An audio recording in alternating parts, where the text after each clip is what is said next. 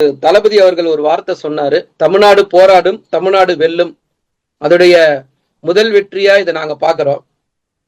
நாங்க ஏற்கனவே சொல்லிட்டு இருக்க ஒரு விஷயம்தான், மக்களால் தேர்ந்தெடுக்கப்பட்ட சட்டமன்றத்துக்கு தான் முழு அதிகாரம் உள்ளது. ஆளுநர் என்பவர் ஒரு ரப்பர் ஸ்டாம்ப் மாதிரி தான், ஒரு போஸ்ட் மாஸ்டர் மட்டும் தான். ஒரு போஸ்ட் மாஸ்டர் என்ன செய்யணுமோ அதை மட்டும்தான் செய்யணும்.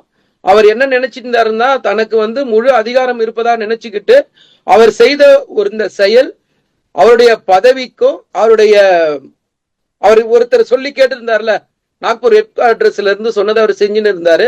அவங்களுக்கும் இது ஒரு சம்பட்டி அடியா நாங்க உணர்றோம். ரெண்டாவது, நல்ல மாட்டுக்கு ஒரு சூடு, நல்ல மனுஷனுக்கு ஒரு சொல்லுன்னு சொல்லுவாங்க கிராமப்புறத்துல. அந்த மாதிரி இதோட தன்னுடைய செயல்பாடுகளையும் தன்னுடைய நடவடிக்கைகளும் அவர் மாத்திக்கிட்டா நல்லது. அப்படி அவரால் மாத்திக்க முடியலன்னா தயவு செய்து இதன் மூலம் தன்னுடைய பதவியை ராஜினாமா செய்துட்டு போறது ரொம்ப உத்தமம்னு நான் நினைக்கிறேன். ஏன்னா இந்த வழக்குல உச்சநீதிமன்றம் பல்வேறு கருத்துக்கள் தெரிவித்திருக்கு.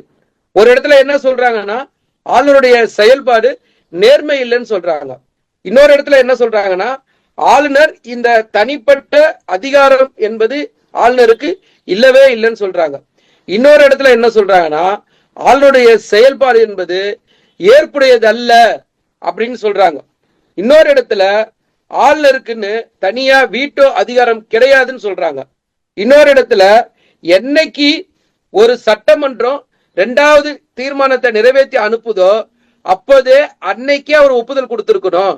அப்படி ஒப்புதல் கொடுக்காத பட்சத்துல அது தானாகவே நடைமுறைப்படுத்தப்பட்டிருக்கோம். நீங்க ஒப்புதல் தரலினா என்ன?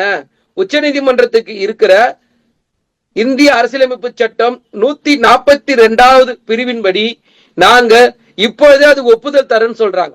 இது என்ன மாதிரியான ஒரு தீர்ப்புன்னு பாருங்களேன். தமிழ்நாடு பேசிக்கொண்டிருந்த மாநில உரிமை, மாநில சுயாட்சி அப்படின்ற அடிப்படையில ஒட்டுமொத்த இந்தியாவுக்கான தீர்ப்பா இதை நாங்க பாக்குறோம். ஒவ்வொரு மாநிலமும் தங்களுக்கான உரிமையை பேசும்போது ஒன்றிய பாஜக அரசு பல்வேறு இடங்கள்ல அதுக்கு முட்டுக்கட்டை போட்டு இருந்தது. அப்போ முட்டுக்கட்டை போடும் போது எல்லாத்துக்குமான சம்பட்டி அடியா தான் நாங்க இதை பாக்குறோம்.